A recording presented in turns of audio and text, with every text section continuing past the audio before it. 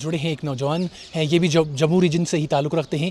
हुजूर, आपका नाम बताइएगा और कहाँ से हैं आप, कैसे सिविल सर्विसेज में आने का आपका जो है रुझान बढ़ा? मेरा नाम नितिन सिंह है और मैं कठुआ डिस्ट्रिक्ट से बिलोंग करता हूँ। और जो सर सिविल सर्विसेज की तरफ जो रुझान था, जैसा मैं पहले भी कह रहा था कि ये बचपन से था कि I have to go to civil services, मगर जैसे जैसे धीरे धीरे हमें समझ बढ़ती गई और ज़्यादा एजुकेशन ग्रो की, तो एक कन्विक्शन आ गया कि यार नहीं, ये एकदम सही चीज़ है और यही करना है। तो उस डायरेक्शन में चलते रहे और कंटिन्यू रखा इस चीज़ को। तो and today I am happy कि यार I am and grateful enough कि यार ये मौका मिल रहा है। अभी तो जस्ट एग्ज़ाम है, अभी काम सारा बाकी है। तो कोई जो हमारे नौजवान देख रहे हैं, कोई उन्हें बताएंगे कोई फ़ंडा किस तरह से क्रैक कर सकते हैं हम, कितना पढ़ाई ज़रूरत है, क्या कुछ आप कर सकते हैं? सर मेरा ये थर्ड अटेम्प्ट था और पहले मैंने देखा है कि क्या चीज़ें नहीं करनी चाहिए और क्या करनी चाहिए। तो जो नहीं करना है वो मैं पहले बता देता हूँ। जैसे फॉर एग्ज़ाम्पल उनको मल्टीपल सोर्सेज़ को रेफ़र करने की ज़रूरत नहीं है।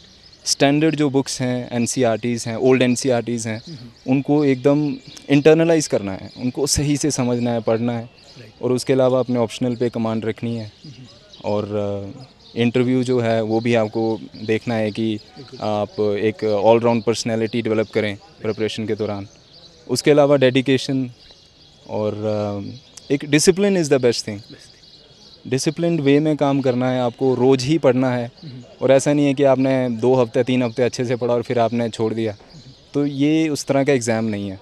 तो almost minimum I think 1.5 to 2 years आपको एक डेडिकेटेड काम उस डायरेक्शन में करना है। तो उसके अलावा make smart decisions as well. And आपका जो स्टडी मटेरियल है वो भी एक वेरीफाइड सोर्स से लें और अच्छे न्यूज़पेपर को फॉलो करें।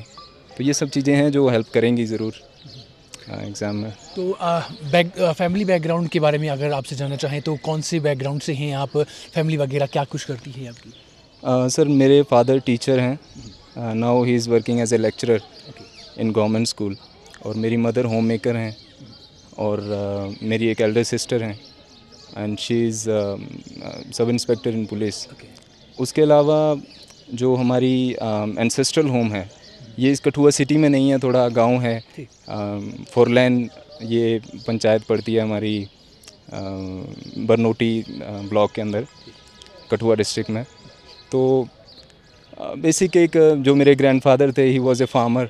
तो एक किसान फैमिली थी और पापा टीचर थे, तो एक रुझान था पढ़ाई की तरफ और एक चाहत भी थी कि यार वी शुड, मेरे अंदर भी था कि यार I would try for these services.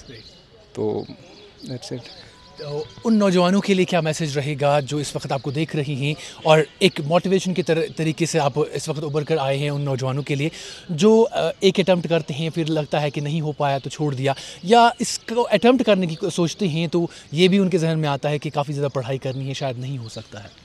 Sir पढ़ाई तो करनी ही है और दरअसल ये एग्ज़ाम इस तरह से बनाया गया है, इसका सिलेबस इस तरह से है कि जो वो पढ़ेंगे और जितने कंपटीशन से गुजरेंगे वो उतना ही एक बेहतरीन पर्सनैलिटी बाहर निकल के आएगी, जो कि जो काम उनसे एक्सपेक्टेड है वो शिद्दत से कर पाएगी। तो हार्ड वर्क तो चाहिए और सिलेबस ही इतना वास्ट है, तो समय देने की पूरी ज़रूरत है। और डिसिप्लिन मैं फिर से कहूँगा सर, हर जो भी नौजवान जिसे लगता है कि उसे करना है, तो एक स्ट्रॉन्ग कन्विक्शन होनी चाहिए उसके माइंड में, एक कि यार मुझे ये एम हासिल करना है। और उसके लिए जो भी ज़रूरती चीज़ें हैं, जो भी रिक्वायर्ड चीज़ें हैं, उनको अपना फुल एफर्ट देना है उस चीज़ को। तो स्मार्ट वर्क, हार्ड वर्क ये तो है ही, हार्ड वर्क से कभी भी कतराना नहीं है। बिल्कुल। लास्ट में ये जानना चाहूँगा कि कौन से फील्ड आप चूज़ करने वाले हैं, क्या कोई जहन में है? सर मैंने एडमिनिस्ट्रेटिव सर्विसेज को फर्स्ट प्रेफरेंस दी है, फिर पुलिस सर्विसेज हैं। तो मेरा रैंक 32 है, तो I think I would be getting IAS only. और उसमें देखते हैं सर, कहीं भी फील्ड, अब एडमिनिस्ट्रेशन है तो वो डिफरेंट डिपार्टमेंट से अलग अलग काम होगा, तो जो भी काम होगा उसको अपनी शिद्दत से करेंगे। बहुत बहुत शुक्रिया और एक बार फिर से आपको भी मुबारक। Thank you.